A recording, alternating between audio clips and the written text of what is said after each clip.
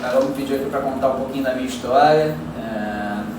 Eu sou Bruno Norton, sou formado na UFRJ com Arquitetura e Urbanismo desde 2007, faculdade de 2007 na UFRJ. Trabalho com arquitetura desde então, comecei estagiando no terceiro período e estou até hoje aqui trabalhando com arquitetura. Contar um pouco da minha história, da minha trajetória profissional, então, nesses últimos 14 anos aí de formado. No início eu estagiei num escritório de arquitetura tradicional, na Barra de Tijuca, fazia muito design de interiores.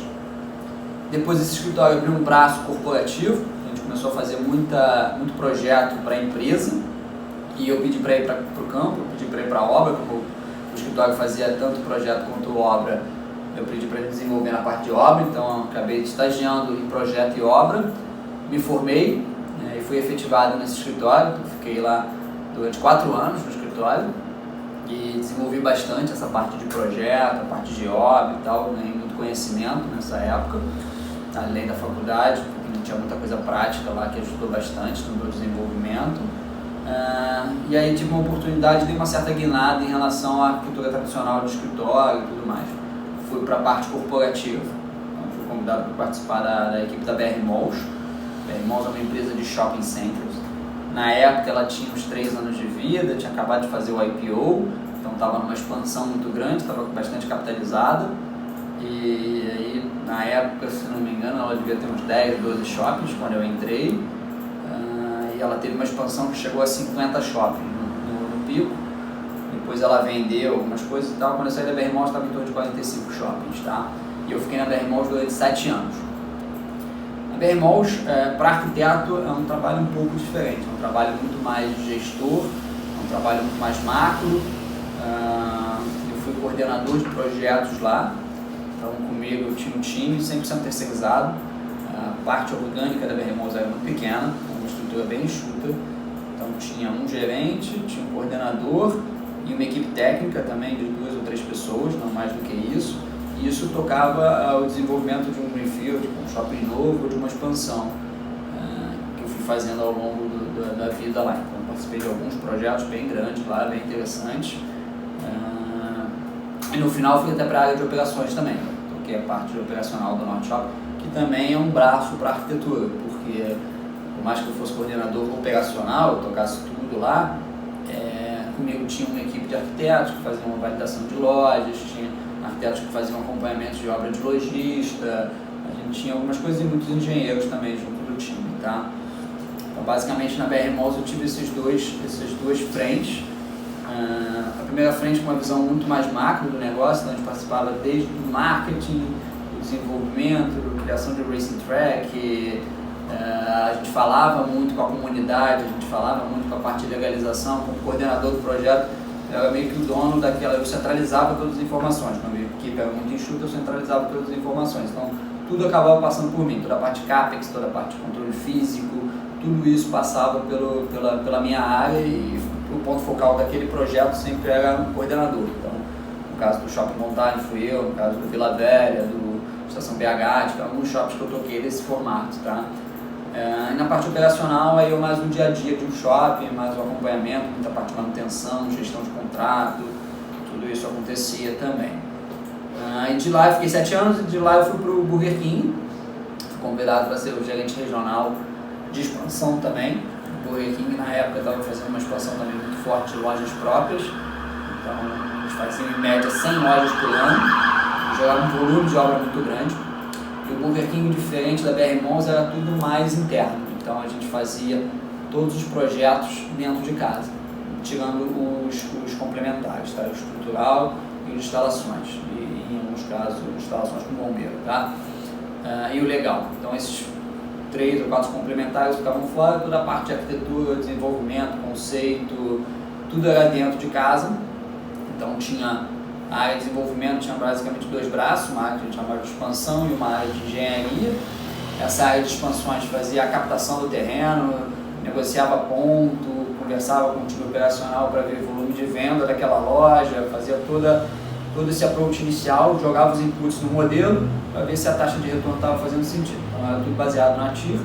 Se o ativo fizesse sentido, a gente levava para um comitê, nesse comitê, basicamente, se considerava o CAPEX, que eu falei que ia custar essa obra, com o volume de vendas que a gente teria naquela loja. Se calculava aqui, se fizesse sentido, o comitê aprovava e a gente seguia com o projeto. Isso aí era basicamente planejamento do projeto, né? A parte prévia do projeto. Então, no BK é bem assim. Então, a área de expansão é responsável por definir o local que a gente deveria investir. Então, no Rio de Janeiro, vamos investir em Caxias.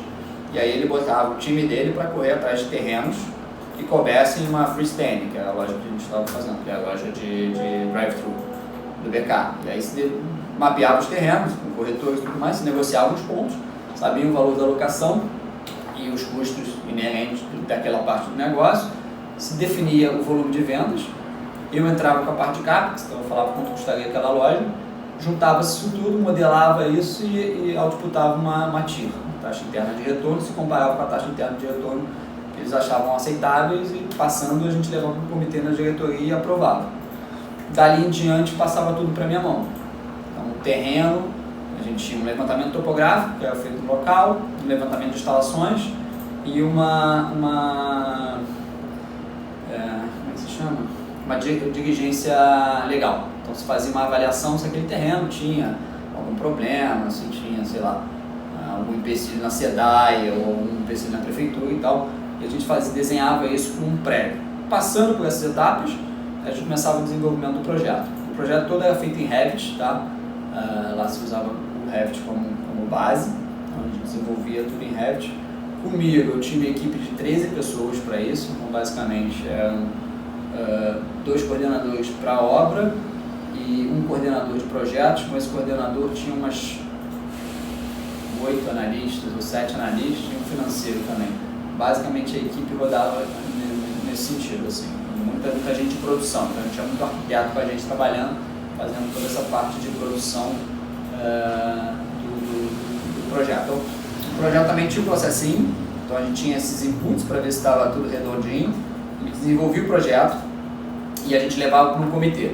Esse comitê tinha alguém operacional, tinha alguém de vendas, tinha alguém de marketing, sempre tinha um representante de cada área, sentavam lá e discutiam para ver se o projeto estava fazendo sentido ou não, trocavam ideias, fechavam, batiam o martelo, a partir do momento que foi aprovado no comitê, partia o projeto executivo disso aí. Então jogava essa base, que era um nível de anteprojeto já, jogava essa base para os complementares, então todo mundo trabalhava na mesma base, voltava, compatibilizava e fechava no executivo.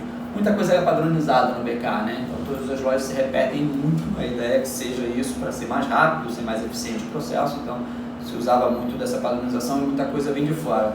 O Brasil é um master franqueado de Miami, então aqui não pode ter modificações, então se a logo é assim, se a posição do quadro é assado, tudo mais é tudo bem formatado e a gente não poderia fugir do que vem de Miami, tá? Embora a gente possa discutir com eles as melhores, mas a gente não pode fugir por sermos master franqueados aqui na época, tá? Em cima desse projeto executivo se fecha o orçamento, tá? Lá o Revit já estava chegando na fase de dar o output de financeiro, então dizer quanto custa aquela obra depois do Revit pronto e qual o prazo da obra. Então já estavam fazendo as composições de preço e inserindo dentro do Revit, tá? Que é mais um espaço do modelo BIM lá, estava se construindo, tá?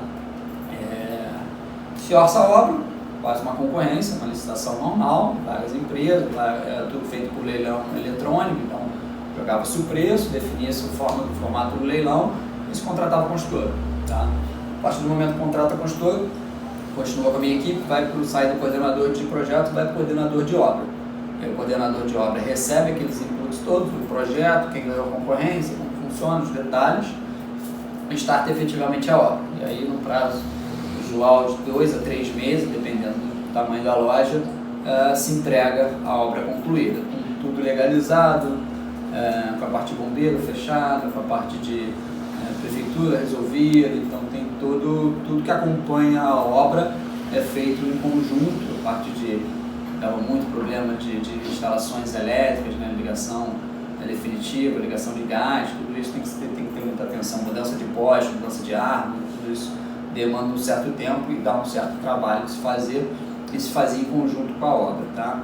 E chega no final, entregava a obra, a gente passava para o time operacional, então o time entrega, então aí saía da minha mão, saía da minha alçada e quem começava a tocar a loja, né, efetivamente, porque ela inaugurava nesse dia, era o time operacional, que começava a tocar dali para frente. Tá?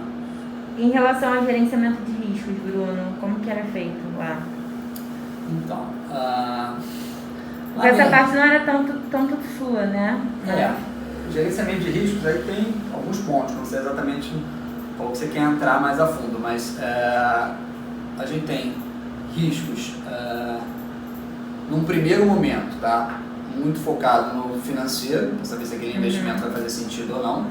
E com isso tinha um modelo preditivo que tentava mitigar isso. Então a gente tentava modelar, e como tem muitos dados, né, o BK são muitos, né, estava chegando a 1000 lojas, a gente conseguia ter uma precisão razoável de quanto aquela loja ia vender. O erro era baixo. Até porque é padronizado, né? Tinha muita coisa padronizada, então o cheiro ficava muito fora. Tinha alguns erros fora da curva, mas em geral o modelo preditivo dá uma boa base de quanto aquela coisa ia vender, sabendo quanto vai vender, sabendo a taxa que eu vou ter de retorno, eu posso saber o CAPEX. Como a gente também tem um volume grande de quantas lojas, o número de lojas que a gente já fez, a gente consegue ter um custo por metro quadrado bem próximo, regional. Então dava para fazer então esse risco é razoavelmente mitigado, tá? Embora tivessem erros, tivessem algumas coisas que a gente tinha que fazer, mas esse modelo preditivo ajudava muito nesse risco. O CAPEX, você pode explicar um pouco pra gente o que é CAPEX? O que é CAPEX? Isso. CAPEX existe AdMax e CAPEX, basicamente em empresa, tá? E ele é muito visto, principalmente no mercado financeiro, você saber a origem daquela grana, para que serve aquela grana, basicamente, tá? Porque a AdMax você usa mais para custos internos, então toda a parte administrativa, todos os custos que rodam são custos fixos. O CAPEX entra como custo de investimento. Então, normalmente, quando um investidor olha uma empresa e ele vê um CAPEX alto, ele sabe que aquela empresa está investindo. Se aquela empresa tiver know-how, ela está investindo em alguma coisa que ela vai ganhar dinheiro. Então, é um bom dinheiro gasto, vamos dizer assim. O AdMax tem que tomar cuidado, porque é um custo fixo, é um custo que pesa. É lógico que ele vai estruturar tudo isso, tem que ter. Mas o investidor sempre presta muita atenção para saber se esse AdMax não pode estar pesado demais. O CAPEX usualmente é visto como um custo bom, é um investimento que a empresa está fazendo. Ela pega a grana, investe em alguma coisa e se tudo correr bem ela vai gerar um retorno para o investidor lá na frente. Então é muito forma de ativação desse dinheiro dentro do contábil, tá? E como é visto pelo investidor, isso que eles chamam de CAPEX.